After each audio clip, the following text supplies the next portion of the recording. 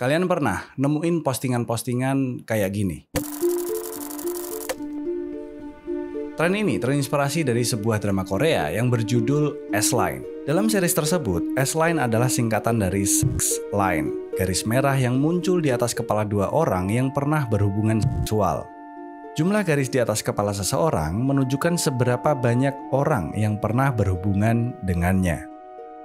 Di dunia nyata, seseorang yang bisa melihat S-Line seperti yang ada di drama memang tidak benar-benar ada. Tapi, tahukah kalian bahwa garis merah itu sendiri sebenarnya benar-benar nyata? Hanya saja tidak terlihat, tapi kadang justru terungkap. Dalam batas wajar, S-Line ini adalah privasi. Tapi ketika batas tersebut dilewati, S-Line ini berubah menjadi ruang terdalam dari hasrat, fantasi, dan jati diri yang ingin disembunyikan. Dan ini adalah cerita nyata tentang seseorang yang memiliki S-Line di luar batas kewajaran. Sebuah kasus menggemparkan dari Tiongkok tentang pria berusia 38 tahun yang menyamar jadi wanita dan menjebak ratusan pria lain untuk berhubungan dengannya. Dan kasus ini kemudian dikenal dunia sebagai kasus Red Uncle.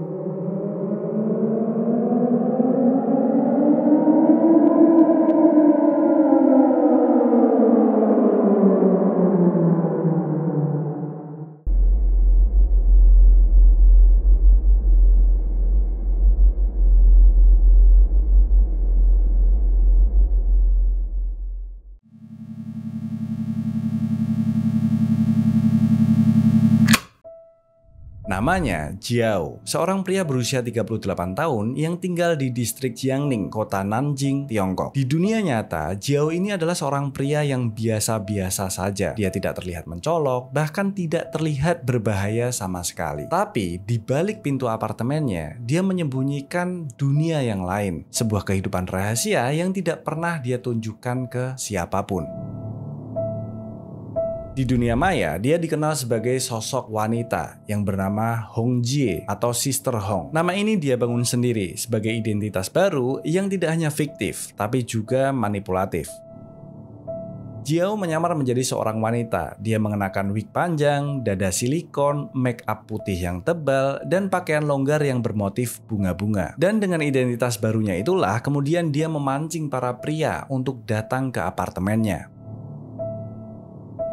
Jiao ini sangat aktif di aplikasi-aplikasi dating seperti Momo, WeChat, dan forum-forum lokal lainnya. Yang modusnya sederhana, tapi bekerja sangat efektif. Siapapun boleh datang dan tidak harus membayar dengan menggunakan uang. Hanya perlu membawa hadiah kecil seperti buah-buahan, susu, ataupun minyak goreng. Iming-iming hubungan tanpa beban pun kemudian berhasil membuat para pria tertarik. Dan hampir setiap hari, satu persatu pria datang ke apartemen Jiao. Tapi yang mereka tidak tahu, Jiao telah mempersiapkan kamera tersembunyi yang siap merekam apapun yang akan terjadi di kamar apartemen tersebut. Menurut hasil investigasi resmi, Jiao telah merekam ratusan pria secara diam-diam saat berhubungan dengannya.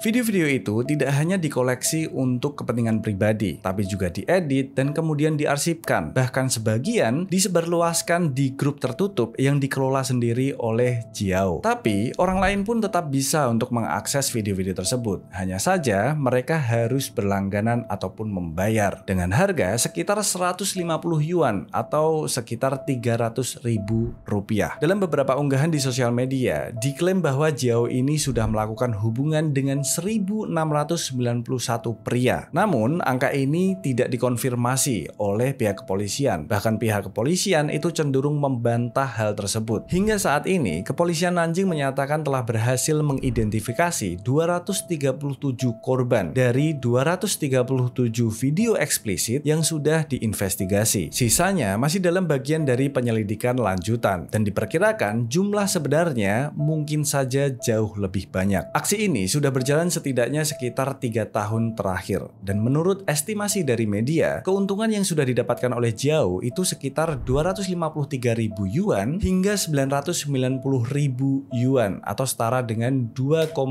miliar rupiah. Ya, selama 3 tahun terakhir tidak ada seorang pun yang tahu apa yang terjadi di dalam apartemen Jiao. Tidak ada yang bisa melihat hubungan-hubungan yang dibangun dalam diam. S-Line memang mungkin tidak terlihat seperti garis-garis merah yang muncul dan menghubungkan menghubungkan antara kepala, tapi dia tetap ada sebagai jejak yang terekam dan tersimpan. Entah itu tersimpan dalam memori digital ataupun dalam memori ingatan. Tentu aja akan sangat menakutkan jika ada seseorang yang mampu melihat jejak-jejak tersebut. Karena itu mungkin akan mengungkap hasrat, fantasi, dan identitas atau jati diri yang ingin kalian sembunyikan.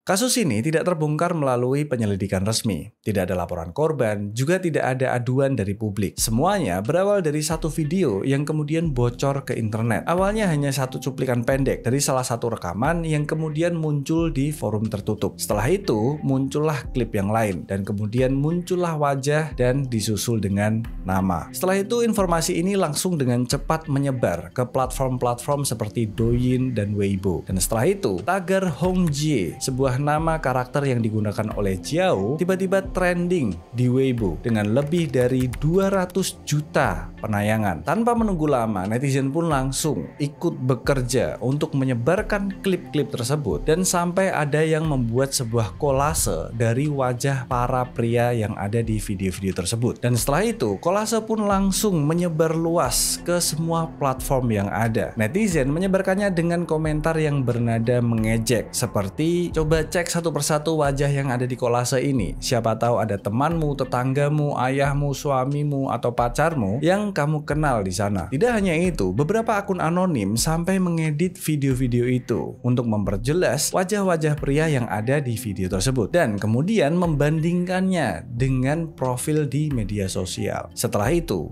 perburuan pun dimulai. Kepanikan pun bergejolak setelah ada kabar yang muncul bahwa ada salah satu pria yang ada di dalam kolase itu diputuskan oleh calon tunangannya karena dia merasa jijik kepada pria itu. Snowball effect pun semakin lama semakin membesar. Satu persatu pria yang ada di kolase itu mulai dikenali, dan kemudian hidup mereka pun berubah 180 derajat. Polisi pun akhirnya ikut turun tangan setelah penyebaran masif itu memicu kepanikan. Tapi pada saat itu, video-video tersebut sudah menyebar terlalu luas sampai ke forum-forum tertutup, bahkan sampai ke platform-platform yang berlangganan. Kepolisian Nanjing kemudian mengumumkan bahwa pihak mereka berhasil menangkap pelaku pada tanggal 5 Juli 2025 dan mengamankan beberapa barang bukti seperti 2 kamera tersembunyi, 1 komputer desktop, dan data digital yang berisi rekaman video-video eksplisit. Dan dari sanalah 237 pria berhasil dikenali sebagai korban resmi. Tapi jumlah sebenarnya diperkirakan jauh lebih banyak. Di titik ini, skandal tersebut tidak lagi bisa dibendung. Korban kehilangan pekerjaan, kehilangan pasangan, bahkan kehilangan identitas sosial. Media bahkan menyebutnya sebagai kasus privasi terparah di Tiongkok selama 5 tahun terakhir ini. Dan dampaknya ternyata menyebar jauh lebih cepat ketimbang penyelidikan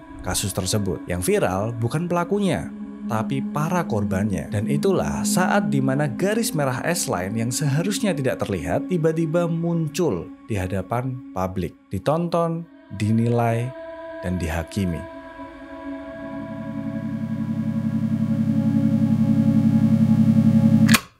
Setelah kasus ini terbongkar, pertanyaan publik tidak lagi apa yang terjadi, tapi kenapa ini bisa terjadi. Media dan netizen memutar arah diskusi. Pertanyaan mereka tidak lagi ditujukan ke pelaku, tapi justru ke para korban. Tentu bukan untuk membela, tapi lebih ke penasaran. Kenapa ada ratusan pria yang datang? Kenapa mereka tidak curiga? Apa mereka tidak tahu Sister Hong ini sebenarnya adalah seorang laki-laki? Pihak kepolisian menjelaskan bahwa Jiao ini itu menyamar dengan sangat amat meyakinkan. Dia menggunakan wig panjang, dada silikon, make up yang tebal, dan filter kamera untuk membangun identitasnya secara online. Tidak hanya itu, dia juga berbicara dengan sangat lembut. Dia mengaku dirinya adalah seorang perempuan lajang atau seorang istri yang kesepian.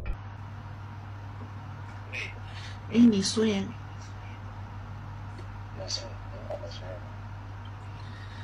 我才刚吃过饭我就睡，我明天中午12点钟上班。Sebagian besar pria itu diundang melalui sosial media seperti Momo, WeChat, atau forum-forum lokal lainnya. Modusnya selalu sama. Datang saja, tidak perlu membayar uang, cukup membawa hadiah kecil sebagai wujud sopan santun. Hasil pemeriksaan awal menunjukkan bahwa sebagian pria yang datang ke apartemen Jiao itu tahu bahwa Jiao itu menyamar sebagai wanita. Dan mereka yang akhirnya tahu, itu ada yang langsung kabur, tapi ada juga yang tetap mau untuk melanjutkan hubungan tersebut. Cuman mayoritas dari semua pria yang datang benar-benar tidak tahu bahwa Jiao ini itu sebenarnya laki-laki, dan mereka merasa tertipu setelah kasus ini viral. Nah, dari semua korbannya Jiao ini, itu mereka mengaku bahwa mereka tidak tahu selama ini mereka telah direkam. Disinilah posisi korban akhirnya menjadi rumit. Di mata hukum, mereka ini sebenarnya adalah korban yang privasinya dilanggar. Tapi di persepsi publik, mereka ini disoroti karena dianggap mau dan diam. Dan dampaknya sangat nyata. Ada beberapa korban yang kemudian kehilangan pekerjaannya. Banyak korban yang kemudian diceraikan dan ditinggalkan oleh pasangannya. Banyak juga korban yang akhirnya tidak berani sama sekali keluar rumah. Bahkan beberapa korban dikabarkan telah mencoba mengakhiri hidupnya. Di akhir cerita, yang menjadi bahan tontonan bukanlah predatornya, tapi mereka yang pernah menjadi mangsa. Dan mungkin inilah sisi tergelap dari kasus ini. Bukan tentang seseorang yang menyamar, melainkan tentang begitu banyak orang yang tidak sadar bahwa garis merah di kepala mereka itu hanya tak terlihat, bukan tidak ada.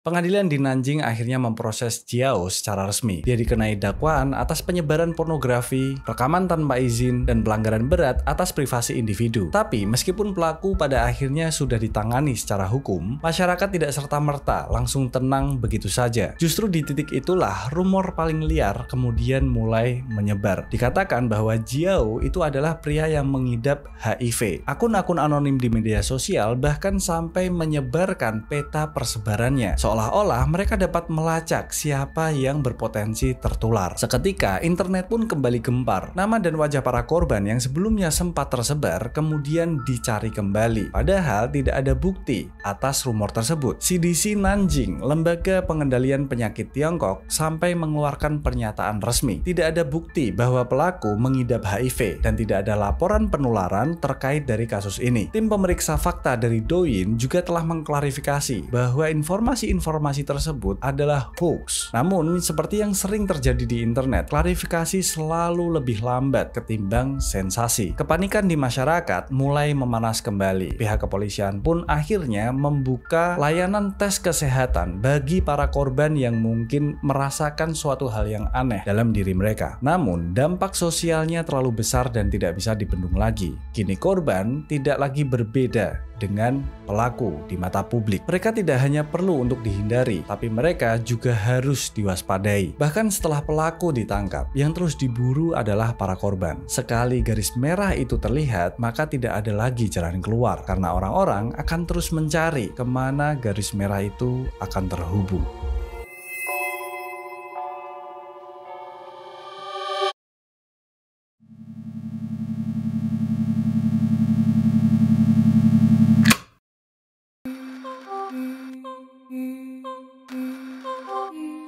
Dalam opening serial S-Line muncul 3 kata, social, sex, secret. Dari situ, kata seks dipilih sebagai simbol skandal yang paling pribadi dan paling berisiko. Lalu muncul kata line sebagai metafora dari jejak keterhubungan. Maka gabungan S-Line bukan cuma soal siapa berhubungan dengan siapa, tapi tentang jejak tersembunyi yang ditinggalkan manusia dalam kehidupan sosial. Jejak yang ingin disembunyikan, tapi tidak pernah benar-benar hilang. Dan jejak itu seringkali terbentuk dari keputusan-keputusan kecil. Keputusan untuk membalas pesan, keputusan untuk merekam, keputusan untuk bertemu diam-diam, keputusan untuk mengikuti hasrat meski tahu arah yang dituju tidak benar. Kasus Uncle Red adalah contoh ekstrim tentang bagaimana satu pilihan yang salah bisa menjebak kita dalam lingkaran yang tidak terhindarkan. Pelaku seperti Jiao akan selalu ada, manusia menyimpang, oportunis, bahkan maniak. Tapi pada akhirnya, garis merah itu pun muncul karena seseorang memilih untuk terhubung. Keputusan untuk memenuhi hasrat yang tidak wajar, keputusan untuk mengabaikan logika dan lebih menonjolkan rasa penasaran. Semua itu adalah bentuk nyata dari betapa rentannya manusia dari godaan. Tapi di sisi lain, kita yang hari ini sedang menonton pun, yang merasa tidak terlibat, yang merasa aman,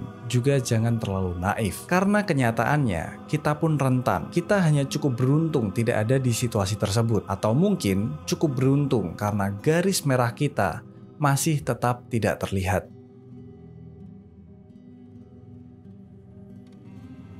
Oke, sekarang apa yang kalian rasakan setelah menonton keseluruhan video ini? Silahkan tulis di kolom komentar. Dan menurut kalian, asiknya kedepannya bahas apa lagi? Tulis juga di kolom komen. So, jangan lupa buat like, subscribe. Terima kasih sudah menonton sampai selesai. Bye.